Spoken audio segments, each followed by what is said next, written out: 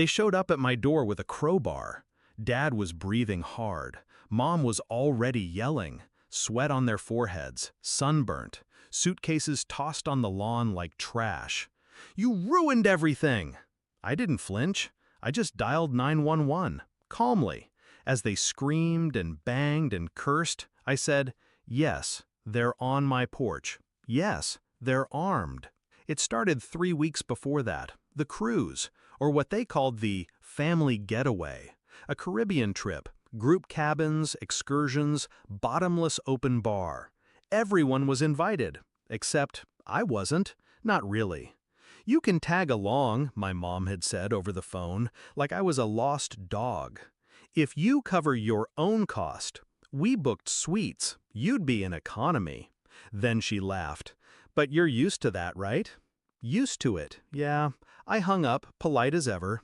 "No worries," I told her. "Enjoy the cruise." And I meant it, until my phone buzzed 4 days later. $9,900 charged to my card. The card I only use for emergencies, one I hadn't touched in months. The charges weren't subtle. Cruise line, multiple cabins, shore excursions, spa packages, a luxury group rate for 6. And one name on the reservation, mine. They used my identity, not just my card, my name. That's when the calm in me cracked. Not loudly, just enough. I didn't scream, I didn't call them, I called the bank. Froze the card, filed fraud claims, sent documents, screenshots, proof. They asked if I knew who did it. "Family," I said. The rep paused, but she didn't ask more. She didn't need to. The charges were reversed within days. But the real payback? That took planning. I waited until the night before departure. Then I made my move. Quietly, I logged into the cruise account using the confirmation email they left behind, because of course they used my address. I canceled my cabin, flagged the group booking for fraudulent activity, submitted my ID, requested full lockdown on the reservations. They had no idea, no backup plan. They never imagined I'd hit back. Not me, not the obedient one.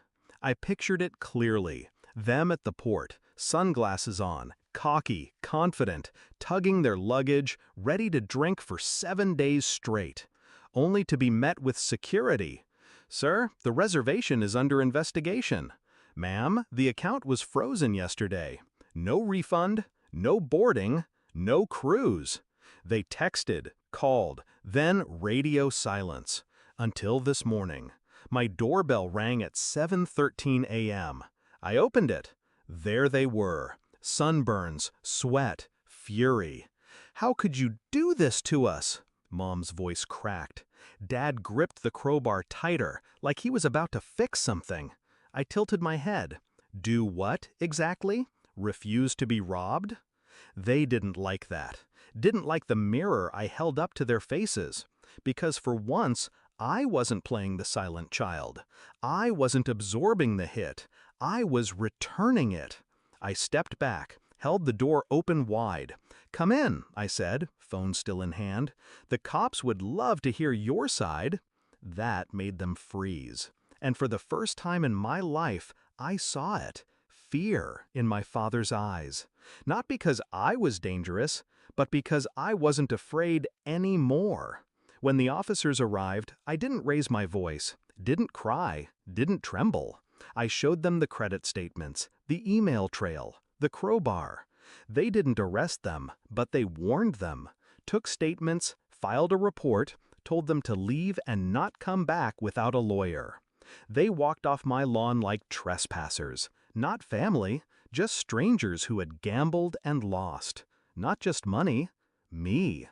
That night I poured a glass of wine, watched a live feed of the cruise ship setting sail. Passengers waving, music playing, but no mom, no dad, no free ride. Just silence, just justice. You know what the best part is? They thought I'd be heartbroken, that I'd feel guilt, regret. But all I felt was clarity. I didn't ruin their trip, I just refused to fund it. For years, I thought loyalty meant tolerance, that to be family meant letting things slide. But the truth is simple.